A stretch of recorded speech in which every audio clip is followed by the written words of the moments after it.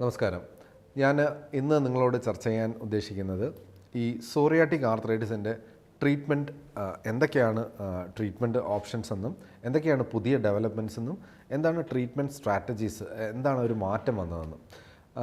അപ്പോൾ പണ്ട് psoriatic arthritis അല്ലെങ്കിൽ ഏത് ആർത്രൈറ്റിസിനും പണ്ടെന്ന് പറഞ്ഞാൽ ഒരു 20 വർഷം മുന്നേയൊക്കെ നമ്മുടെ മുന്നിൽ സ്റ്റിറോയിഡ്സും പെയിൻ കില്ലേഴ്സും വളരെ കുറച്ച് മരുന്നുകളുമേ ഉണ്ടായിരുന്നുള്ളൂ. എന്നാൽ ഇപ്പോൾ ഇമ്മ്യൂണോളജിയിലൊക്കെ ഉണ്ടായ ഒരു ഡെവലപ്മെൻറ്റ്, ഈ ഒരു ഡിസീസ് അണ്ടർസ്റ്റാൻഡിങ്, ഈ സോറിയാസിസ് ഉണ്ടാകുന്നത് എങ്ങനെയാണെന്ന്, ചില തന്മാത്രകൾ കൊണ്ടാണ് അതിൻ്റെ ടാർഗറ്റ് മെയിനായിട്ടുള്ള രോഗകാരണമെന്നൊക്കെ കണ്ടുപിടിച്ചതിൻ്റെ ഫലമായിട്ട് അതിനെ ടാർഗറ്റ് ചെയ്തിട്ടുള്ള മോളിക്യൂൾസ്, മരുന്നുകൾ, എസ്പെഷ്യലി ബയോളജിക്കൽ തെറാപ്പി, ഇങ്ങനത്തെ കാര്യങ്ങളൊക്കെ വന്നതോടെ ഈ സോറിയാറ്റിക് ആർത്രൈറ്റിസ് ട്രീറ്റ്മെൻറ്റിൽ ഒരു വലിയ കുതിച്ചുചാട്ടം തന്നെയാണ് ഇപ്പോൾ ഒരു ദശാബ്ദമായിട്ട് ഉള്ളത്. അതിൻ്റെ ഏറ്റവും ലേറ്റസ്റ്റ് ഡെവലപ്മെൻറ്റ് ഇപ്പോൾ ഈ അടുത്ത ഒരു 6 മാസം മുന്നേ വരെ അതിൻ്റെ ഒരു നല്ല മരുന്ന് ഇറങ്ങുകയുണ്ടായി. അപ്പോൾ ഞാൻ ചുരുക്കമായിട്ട് ഇതിൻ്റെ ഒരു ട്രീറ്റ്മെൻറ്റ് ലൈൻ പറയാം. അപ്പം നമുക്ക് ആദ്യം ഇതിൻ്റെ ഒരു ചികിത്സയ്ക്ക് മുന്നേ നമ്മൾ സോറിയാസിസ് ആണോ എന്ന് കൺഫേം ചെയ്യുക, ആ പേഷ്യൻറ്റിന് സോറിയാറ്റിക് ആർത്രൈറ്റിസ് ഉണ്ടോ എന്ന് കൺഫേം ചെയ്യുക, മറ്റ് കണ്ണിനെ ബാധിച്ചിട്ടുണ്ടോ, യുവേറ്റിസ് ഉണ്ടോ എന്ന് നോക്കുക. ഞാൻ നേരത്തെ പറഞ്ഞ പോലെ മെറ്റബോളിക് സിൻഡ്രോം, യൂറിക് ആസിഡ് കൂടുതലാണോ, ഫാറ്റി ലിവർ ഉണ്ടോ, ഇതിനെയൊക്കെ എല്ലാം മനസ്സിലാക്കി അതിൻ്റെ ഒരു അസസ്മെൻറ്റ് കഴിഞ്ഞതിന് ശേഷമാണ് നമ്മൾ ട്രീറ്റ്മെൻറ്റ് ഏതാണ് വേണ്ടതെന്ന്, സ്യൂട്ടബിളായിട്ടുള്ള ട്രീറ്റ്മെൻറ്റ് ഏതാണെന്ന് നമ്മൾ തീരുമാനിക്കുന്നത്. അപ്പോൾ ഇതിന് ആദ്യം ഉപയോഗിക്കുന്ന മരുന്നുകൾ disease modifying anti rheumatic drugs എന്ന വിഭാഗത്തിലെ മരുന്നുകളാണ്. അതിൽ മീത്തോട്രെക്സേറ്റ് ആണ് പ്രധാനമായിട്ട് നമ്മൾ ഉപയോഗിക്കുന്ന ആങ്കർ ഡ്രഗ്, മെയിൻ ഡ്രഗ് അത് തന്നെയായിരിക്കും ആദ്യത്തെ ഫസ്റ്റ് ചോയ്സ്. വേറെ കോൺട്രാഇൻഡിക്കേഷൻ ഒന്നും ഇല്ലെങ്കിൽ, ലിവർ ഇഷ്യൂസോ ലിവർ ഫെയിലിയറോ സിറോസിസോ ഒന്നും ഇല്ലെങ്കിൽ മീത്തോട്രെക്സേറ്റ് ആണ്. പിന്നെ ഈ ഫാറ്റി ലിവറിൻ്റെ കാര്യവും നമ്മൾ ശ്രദ്ധിക്കണം. മീത്തോട്രെക്സേറ്റ് കഴിക്കുമ്പോൾ ചിലപ്പോൾ ലിവർ ഫംഗ്ഷനിൽ ചെറിയ SGOT SGPT എൻസൈംസ് ഒക്കെ കൂടാം. അപ്പോൾ അതൊക്കെ പരിഗണിച്ചിട്ടാണ് നമ്മൾ ഏത് ഡ്രഗ് വേണമെന്ന് തീരുമാനിക്കുന്നത്. അപ്പോൾ മീത്തോട്രെക്സേറ്റ് ആണ് ഒരു ആങ്കർ ഡ്രഗ്. പിന്നീടുള്ള ഡ്രഗാണ് ലെഫ്ലൂണമൈഡ്, അതിലും മൈൽഡായിട്ടുള്ള ഡ്രഗാണ് സൾഫസാലസിൻ. ഇതൊക്കെ കുറേ വർഷങ്ങളായിട്ട് അവൈലബിൾ ആയിട്ടുള്ള ഡ്രഗാണ്. അത് അതിൻ്റെ കറക്റ്റായ ഡോസിൽ ഉപയോഗിച്ചാൽ ഒരു 60% ആളുകളിലും ഇത് മതിയാവും ആർത്രൈറ്റിസിനും സ്കിന്നിനും. പിന്നീടുള്ള മരുന്നാണ് അപ്രിമിലാസ്റ്റ് എന്ന് പറഞ്ഞ മരുന്ന്. അപ്പോൾ ഇത് സ്കിന്നിനും ജോയിൻറ്റിനും എഫക്റ്റീവാണ്, കുറച്ച് ഓർഗൻസിനൊക്കെ സേഫ് ആയിട്ടുള്ള മരുന്നാണ്. ഇതും ടാബ്ലറ്റാണ്. അപ്പോൾ ഇതെല്ലാം ടാബ്ലറ്റാണ്. മീത്തോട്രെക്സേറ്റ് മാത്രം ഇപ്പോൾ ടോളറേറ്റ് ചെയ്യാൻ പറ്റുന്നില്ല. അങ്ങനെയൊക്കെ ഉള്ളവർക്ക്, അതായത് ചിലർക്ക് ഈ നോസിയ, ഈ ഓക്കാനം പോലെ വരിക, ഗ്യാസ്ട്രിക് ഇഷ്യൂസൊക്കെ ഉണ്ടെങ്കിൽ നമ്മൾ ചിലപ്പോൾ ഇഞ്ചക്റ്റബിളായിട്ട് ഉപയോഗിക്കാം. നമ്മൾ തൊലിപ്പുറത്തെടുക്കുന്ന ഇൻസുലിൻ പോലുള്ള മീത്തോട്രെക്സേറ്റും അവൈലബിൾ ആണ്.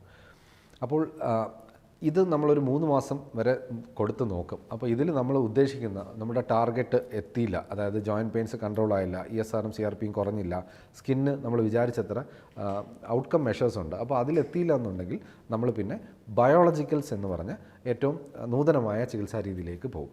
അപ്പം ബയോളജിക്കൽസ് എന്ന് പറഞ്ഞ വിഭാഗത്തിലെ മരുന്നുകൾ ഇതിൽ നിന്ന് എങ്ങനെ വ്യത്യസ്തമാണെന്ന് ചോദിച്ചാൽ, അപ്പം ഇത് കുറച്ചും കൂടെ ടാർഗറ്റഡ് ആണ്. മനസ്സിലായില്ലേ?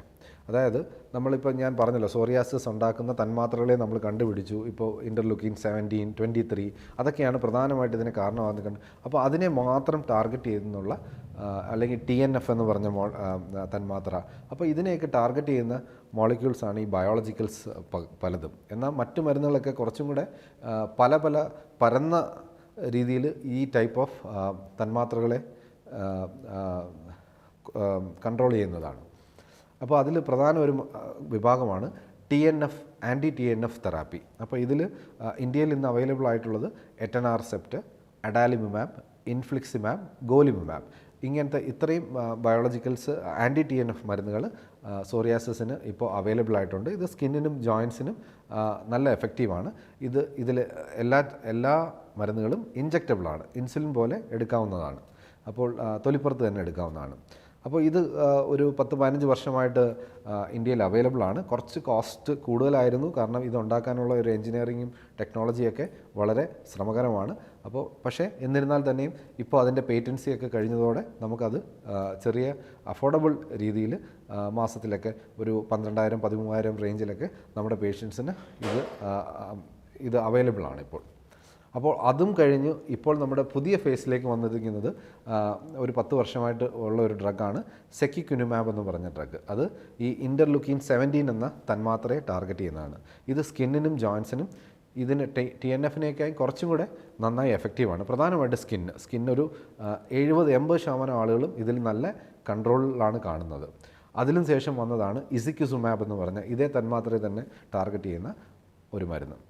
അതിനുശേഷം ഇപ്പോൾ ലേറ്റസ്റ്റ് ആയിട്ട് 3 മാസം മുന്നേ ഗുസൽക്കുസുമാബ് എന്ന് പറഞ്ഞ ഒരു ബയോളജിക്കൽ മരുന്ന് വന്നിട്ടുണ്ട്. അത് ഇൻ്റർലൂക്കിൻ 23 എന്ന് പറഞ്ഞ തന്മാത്രയെ ടാർഗറ്റ് ചെയ്യുന്നതാണ്.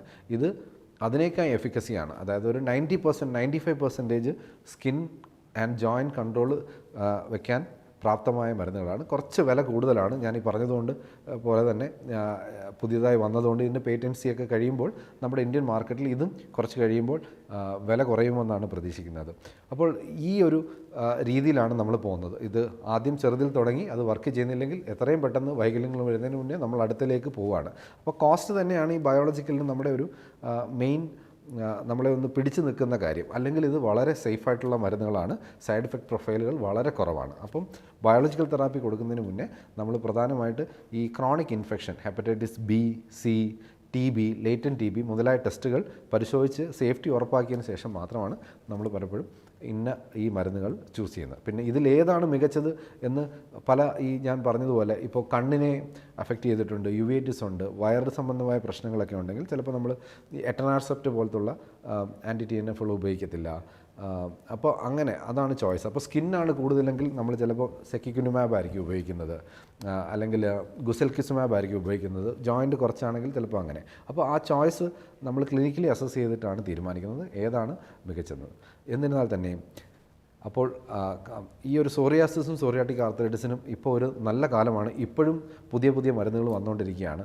അപ്പം മറ്റേത് ആമവാത്തെ പോലെ തന്നെ ഒരു 99% നമുക്ക് ഈ സോറിയാറ്റിക് ആർത്രൈറ്റിസ് ഇപ്പോൾ തീർച്ചയായിട്ടും രോഗത്തെ കൺട്രോൾ ചെയ്ത് നിയന്ത്രണവിധേയമാക്കി രോഗിയുടെ പല പ്രശ്നങ്ങളും മാറ്റി അവരുടെ ക്വാളിറ്റി ഓഫ് ലൈഫും വർക്കും എൻജോയ്മെൻറ്റും എല്ലാം നമുക്ക് തിരിച്ചു കൊണ്ടുവരാൻ സാധ്യമാണ്.